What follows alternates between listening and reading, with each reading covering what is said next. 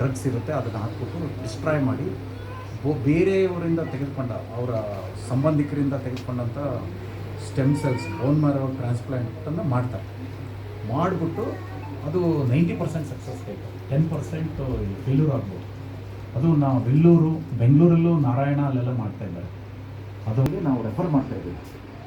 Refer ಮಾಡಿ ಒಬ್ಬರು ಇಬ್ಬರು ಮಾಡಿಸ್ಕೊಂಡಿದ್ದಾರೆ. ಬಟ್ ಅದೇ 90% ಇದೆ, 10% ಫೇಲ್ಯೂರ್ ಆಗ್ಬೋದು ಅಂತ ಅಂದ್ಬಿಟ್ಟು ಯಾವುದೋ ಸ್ವಲ್ಪ ಹಿಂದೇಟ್ ಆಗ್ತದೆ. ಇನ್ನೂ ಒಂದು ಟ್ರೀಟ್ಮೆಂಟ್ ಇದೆ, ಜೀನ್ ಥೆರಪಿ ಅಂತ.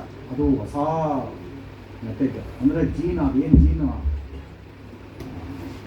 ಅಬ್ನಾರ್ಮಲ್ ಜೀನ್ ಇರುತ್ತಲ್ಲ, ಆ ಜೀನನ್ನು ಮಾಡಿಫೈ ಮಾಡ್ತಕ್ಕಂಥದ್ದು, ಹೊಸ ಜೀನನ್ನು ಹಾಕೋದು, ಇಲ್ಲ ಆ ಜೀನನ್ನು ಮಾಡಿಫೈ ಮಾಡೋದು, ಜೀನ್ ಥೆರಪಿ ಅಂತ ಕರೀತೀವಿ. ಅದೇನೋ ಹೊಸದು. ಅದು ಇನ್ನೊಂದು 10 ವರ್ಷ 15 ವರ್ಷಕ್ಕೆ ಅದು ನಾರ್ಮಲಾಗಿ ಬರ್ಬೋದು. ಈಗೇನಾಗಿದೆ ಅಂದರೆ ಅದರದ್ದು US ಅಲ್ಲೆಲ್ಲ ಮಾಡ್ತಾಯಿದ್ದಾರೆ. ಅದ್ರ ಖರ್ಚು ಕೇಳಿದರೆ ನಿಮಗೆ ತುಂಬ ಇದಾಗ್ಬಿಡೋದು. 10 ಕೋಟಿ